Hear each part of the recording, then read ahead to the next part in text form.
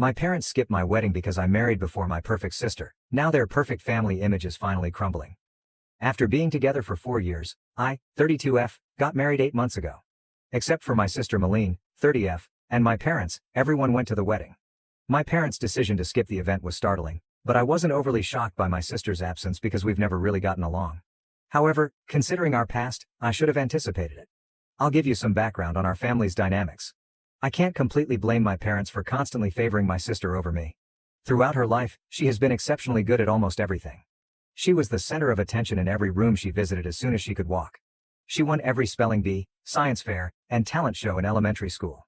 Class president, valedictorian, and prom queen were all very much the same in high school. Tall, slender, and attractive enough, she pursued modeling while in college before concentrating on her business degree. She got her first modeling job during her sophomore year, and I can still remember it. To celebrate, my parents invited all of our family members and her friends to a lavish party. Her first professional headshot was framed and hung in our living room, where it remains to this day, directly above the fireplace. The same year I received my degree in computer science, they merely murmured, "Well done," and resumed organizing Meline's next photo session. She immediately climbed the corporate ladder after graduating and landing a job at a prominent company. She already has a corner office and a corporate car at the age of 30, making her a senior executive. In the meantime, I work for a respectable computer company as a mid-level software developer. Although I'm pleased with my work and it's a decent profession, it's not the type of employment that makes parents boast in front of the family. In addition, I'm bigger and shorter than my sister. My mother made crude remarks about my appearance, signed me up for workout classes I didn't want to attend, and put me on diets all the time when I was growing up. She would say, "Meline never struggles with her weight." Or, "You could look as nice as your sister if you just put in a little more effort." Even though I had learned to ignore these remarks by high school, they had an impact. Over the years, I've accepted these distinctions. I ultimately came to terms with the fact that my parents never took as much delight in my accomplishments as they did in Meline's. What was my option?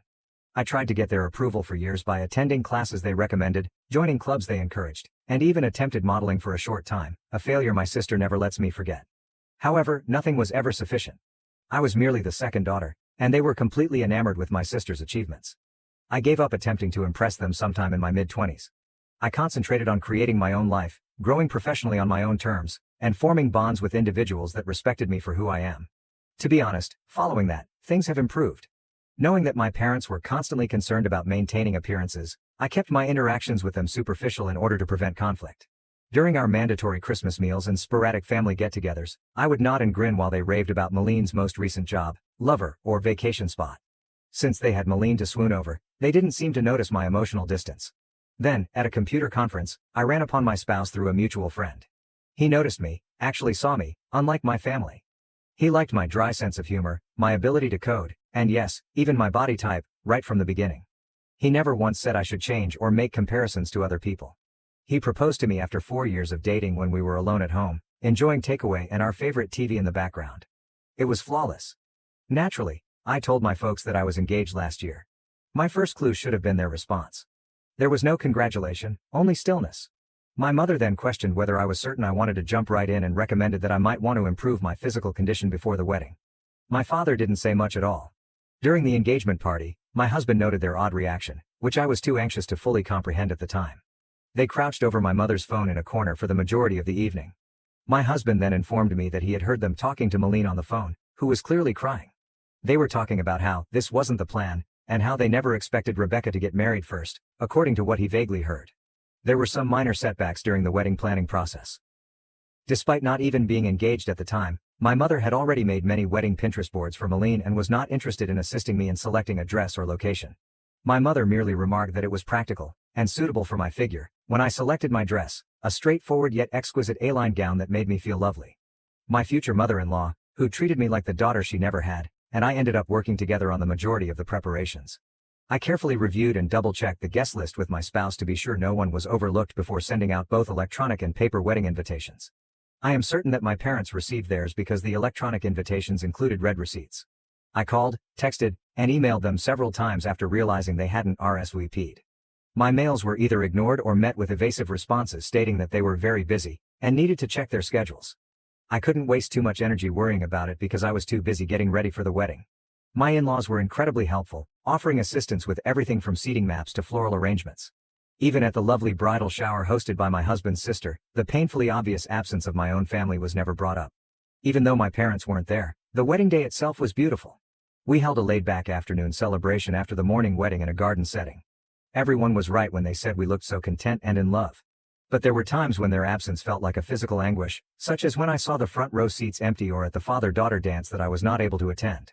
I sought answers after the honeymoon and wedding. They said they were deeply hurt, that they had never gotten a formal invitation when I eventually reached them on the phone. My mother launched into a lengthy tirade about how careless I was, how she had always wanted to assist in organizing her daughter's weddings, and how she couldn't comprehend why I would leave them out of such a significant occasion. I was perplexed by this since I was positive we had given them both kinds of invitations. During the call, I verified that we had indeed sent them by looking through our records. Even the physical invitation's delivery was confirmed. I didn't confront them about their attempts to gaslight me. I just said I was sorry for the error and hung up. Later, my husband brought up a number of incidents that demonstrated their true intentions, such as the way they appeared surprised rather than delighted when we told them we were engaged, or the way they continued coming up with reasons not to assist with the wedding planning. Because he didn't want to add to my anxiety during the wedding planning process, he hadn't brought up these findings earlier, but in retrospect, the pattern was clear. The idea that I, the less successful daughter, was getting married before their beloved Meline was too much for them to bear. Their demeanor simply served to validate what I had always suspected but had resisted, that I would never be able to compete with my sister in their eyes. The most depressing thing was learning that even my wedding day, which ought to have been a celebration of love and fresh starts, turned into yet another front in their never-ending war to preserve their ideal family image, with Meline at its core. Meline recently got engaged to someone she's been dating for a year, according to family members I spoke with. In family group conversations that I don't participate in, my parents openly express their excitement about organizing an elaborate wedding for her. They are already boasting about securing upscale locations and luxury gowns, and my mother is taking Meline to private fittings at upscale stores. All the mother-daughter time I was not allowed. It's intriguing that a large number of our family are suddenly refusing to go to Meline's wedding and engagement party. My parents' actions at my wedding apparently became a topic of conversation in the family. I just tell my family members what I think is real when they inquire as to why my parents didn't attend my wedding. They couldn't bear it when I married before their beloved daughter. I present the facts as I perceive them, without embellishment or an attempt to win sympathy. My parents got in touch with me a few days ago and accused me of purposefully attempting to spoil Meline's wedding. According to their claims, the relatives they have spoken to are using reasons to avoid going to any of her wedding-related festivities. My cousin, to whom my sister vented, informed her that people are reluctant to come because they have heard about my parents' treatment of me. My parents claim that because I'm envious of my sister's impending lavish wedding, I'm spreading false stories. The problem is that I'm only telling folks the truth about what happened. Perhaps they should consider their conduct instead of blaming me for the results if the truth makes them appear terrible. As things continue to change, I'm finding it harder and harder to keep up the appearance of a relationship with my parents. Their behavior during my wedding finally made it clear to me that I would never be sufficient for them, regardless of what I did. Their absence at my wedding is no longer the most difficult aspect. It's coming to terms with the fact that I never had the kind, encouraging parents I always desired. I'm concentrating on creating a life with someone who genuinely appreciates me for who I am right now, but I'll keep you updated if anything important changes. First update: since my last post, which was 2 weeks ago, a lot has transpired. I ultimately made the decision to speak with my parents face-to-face over their actions at my wedding and their current charges that I ruined my sister's special day. After reading your encouraging remarks, I felt it was time to put everything on the table when they began texting me about their tarnished family history. My parents quickly started making accusations during our phone call, saying that I was jealous of Meline and had planned the entire thing. I did something I had never done before. I agreed with them, but not in the way they had anticipated. In place of defending myself as I usually would, I said to them, "You're correct. I'm envious. Not Meline's career, not her accomplishments, not her appearance. I'm envious of the unwavering love and support you've shown her, which you never even made an effort to show me." There was a pause in the line. My mother then began claiming that I was exaggerating and that they had always treated us equally. Something broke inside of me at that moment. Feelings that had been repressed for years came flooding out. I informed them of each birthday when Meline's most recent success eclipsed my own accomplishments. When Meline had a modeling callback, my mother canceled my high school graduation dinner. About how her prom outfit cost more than the total cost of my college textbooks for a year. I continued despite my father's attempts to cut me off by accusing me of exaggerating. I talked about how it was to watch them spend years organizing my sister's fictitious wedding while showing no interest in my own. I told them how painful it was to see my parents' seats vacant and how my mother-in-law had to help me with everything, from wedding preparation to clothing buying. Their reaction was instructive. They flipped it on me rather than accepting any of my arguments. "Why did you never speak up if you felt this way?" As if I hadn't tried to speak with them for years, my mother insisted. My father went on to say that by discussing these emotions with our family members, I was being unjust and spiteful. My mother said something at that point that ultimately clarified everything. We never imagined you'd go to such lengths as to try to ruin Meline's wedding out of spite, but we always knew you were insecure about her success, she stated. This is not how we brought you up. I became aware that they couldn't even hear me. They believed that their behavior and my emotions had nothing to do with the entire circumstance. It has to do with Meline's reaction. They were more worried about her impending nuptials than the hurt they had caused me, even during this discussion about their absence from my wedding. I didn't attempt to make things better for the first time in my life. I didn't retract or apologize. Rather, I expressed my thoughts to them directly. You're correct on one point. I was raised by you. You instilled in me the belief that I would never measure up. That Meline's accomplishments would always be more significant than mine. That upholding your ideal family image was more essential than my feelings. However, you also taught me that I deserve better than this, which was something you didn't mean to teach me. Before my father spoke, there was a long pause. He spoke in a cool, collected tone. Maybe it's time for us to stop acting like we're bad parents, since you've already determined that we are and you obviously take pleasure in seeing us suffer. Since you are family, we assumed you would assist in resolving this issue, but it is clear that you have made your own decisions. The last blow was delivered by my mother. Perhaps you simply couldn't cope with not being the center of attention, even though we always tried to treat you both fairly. Rebecca, that's not our fault. You made the decision to play the victim. I refrained from arguing. Why would it matter? Everything I had been saying had just been validated by them. They were unable to admit their involvement in any of anything, even at this last discussion. I just hung up and said goodbye. I was surprised to feel relieved after the call. Tears were shed, to be sure, but they weren't the frantic, heartbreaking ones I remember from my early years. They were liberating tears. For the first time, I had expressed everything I needed to say without holding back or feeling guilty about how I felt. Later, my husband saw me gazing at the sunset from our back porch. He sat next to me and grasped my hand without saying anything.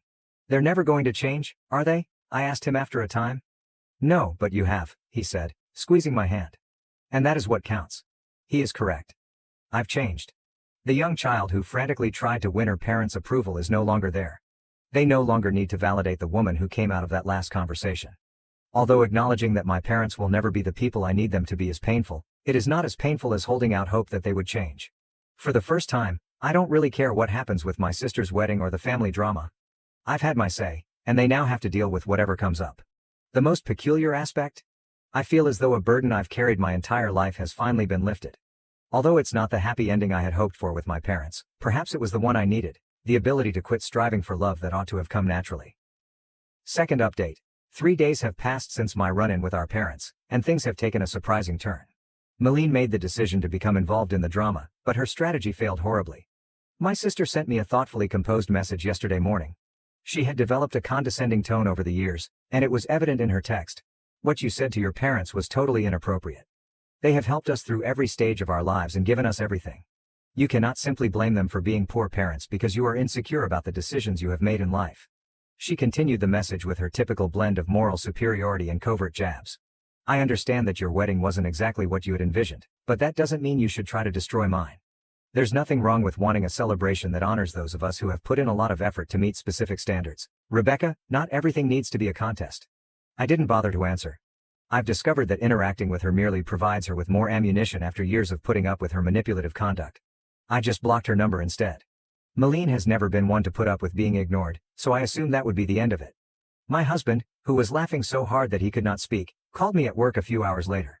Meline was apparently unable to get in touch with me directly, so she found his personal number, probably via a common acquaintance, and sent him a string of texts outlining the precise reasons why our sister relationship has never been good.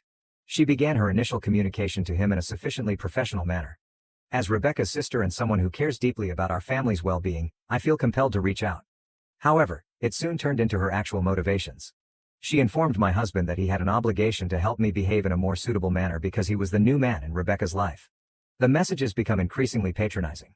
Family dynamics are complex, she told my husband, a professional software architect with an MBA, adding that someone with Rebecca's sensitivity might not understand the bigger picture. She advised him to assist me in seeing reason before I irreparably harm family relationships. Her attempt to play on what she believed to be his social climbing impulses was the true kicker, though. In fact, she wrote, "Surely you understand that maintaining good relationships with successful family members like myself could be beneficial for your future. Rebecca's behavior is only hurting her own prospects and, by extension, yours." Having always been able to see through Meline's facade, my spouse thought her attempt at manipulation was humorous. He particularly liked her presumption that her business rank or the prospect of networking opportunities would somehow impress him. In his own words, "She really doesn't know me at all, does she?" We went over the messages together when I got home that night. I was laughing with my hubby instead of feeling offended or upset. Seeing Meline's deceptive methods exposed, particularly when they were aimed at someone who was totally impervious to them, was liberating. I learned something significant about my sister as a result of this encounter. She is still that insecure adolescent who needs to tear others down in order to feel superior, despite all of her achievements and success. It's clear how little she knows about good relationships that she believed she could control me by manipulating my husband. When her direct approach failed, she swiftly turned to trying to use my husband against me, which was the most revealing aspect. She used to do precisely that in high school. She attempted to turn my friends against me when she was unable to bully me directly. Different decade, same strategies. With this fresh viewpoint, I now understand how Meline's actions went beyond simple sibling rivalry throughout our early years. She made a concerted effort to keep her status as the favorite child, always telling our parents, and me, how much better she was. She had to overshadow whatever I accomplished. She had to point out my shortcomings to everyone I made friends with. My response to her games is different now. Her messages would have caused me to fall into self-doubt 10 years ago. I would have been upset and hurt 5 years ago. Today? Simply put, I'm sick of the drama and find her blatant attempts at manipulation amusing. My husband's response was ideal. Rather than becoming embroiled in her drama, he merely responded, "Thank you for your concern about Rebecca's well-being. As her husband, I'm focused on supporting her happiness, not managing her behavior. I think it's best if you direct any future concerns to Rebecca directly. Have a nice day." Meline sent one last message after not receiving the desired response. "I see she's poisoned you against the family too. Don't say I didn't try to help when this all blows up in your faces."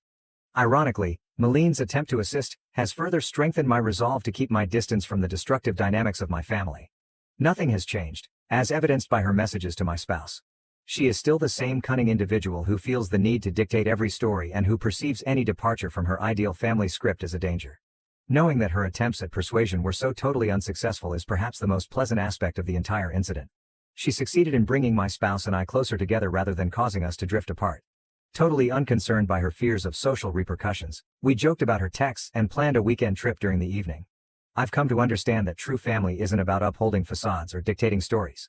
It's about standing together, laughing together, and supporting one another when someone tries to manipulate you, even your own sister. I'm more certain than ever that I'd be better off keeping a safe distance from Meline's wedding drama. Instead of getting sucked into my family's never-ending power struggles, my husband and I have made the decision to concentrate on creating our own happiness. Success is said to be the best form of retaliation, but I'm coming to realize that real success isn't about impressing people.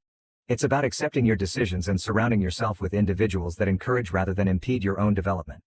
I feel more successful than ever by that metric. Third update. After my sister's unsuccessful attempt to control my husband 2 weeks ago, things have taken unanticipated turns. The situation is becoming worse despite my parents' desperate attempts to repair their reputation.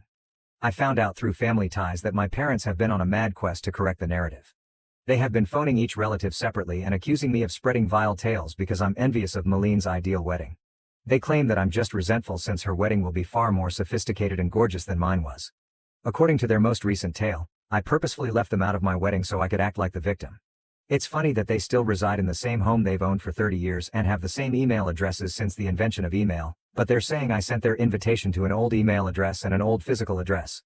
The good news is that their attempts to limit the harm are failing miserably. Our family members don't believe it. Actually, a number of family members have shared their personal accounts of my parents' history of partiality. According to one aunt, my mother had previously engaged in similar antics at family weddings in an effort to guarantee that Meline was the life of the party. The way my extended family has reacted to my parents' manipulation is the most fulfilling development. Important family members, some of whom were expected to have significant parts in the event, have stopped supporting Meline's wedding. They may no longer have access to the exclusive location they were able to get through family ties. Even a family friend's luxury garment business has unexpectedly experienced scheduling conflicts. At a family get-together last weekend, things reached a breaking point. It seems that when someone naively inquired about my wedding pictures, my mother became upset. Out of jealousy, she started a defensive tirade about how I had changed after getting married and was attempting to destroy the family. Her tantrum backfired, stunning a number of relatives who were unaware of the circumstances and further harming their well-maintained reputation. It's especially ironic that my parents' frantic efforts to maintain their ideal family facade are the reason it's falling apart. Each time they attempt to justify their absence from my wedding, they wind up disclosing more about who they really are. People are becoming more aware of their deception the more they attempt to portray me as the bad guy. Family members are now picking sides after previously remaining impartial. Recently, even my father's brother, who had always kept silent to maintain harmony, apologized for not speaking up sooner about how they treated me. He has made the decision not to go to any of Meline's wedding-related festivities with his family. I don't have to answer any of this explicitly, so I haven't. The truth is taking care of everything for me. Meline and my parents always wind up revealing more of their destructive conduct when they attempt to twist the tale. It comes out that all those years of remaining silent and putting up with their treatment in an effort to keep the peace was really just a way of allowing their actions. My husband said it in the best possible words. They constructed a facade of the ideal family over many years, but it was based on emotional manipulation and partiality. Eventually, it was going to fall apart. I'm doing better than ever, personally. I no longer have to worry about attempting to win my parents' approval. The stress of controlling Meline's emotions has subsided. I'm not concerned about upholding their ideal family image for the first time in my life. Sometimes the best retaliation is just letting the truth speak for itself rather than taking action. I'm grateful to Reddit for giving me the courage to advocate for myself. You have no idea how much your guidance and encouragement have meant to me along this path. Sometimes you need to see what true family support looks like from strangers you met online. Thank you for watching. If you haven't subscribed yet, please do so and hit the notification bell to stay updated with more shocking real-life stories happening around you.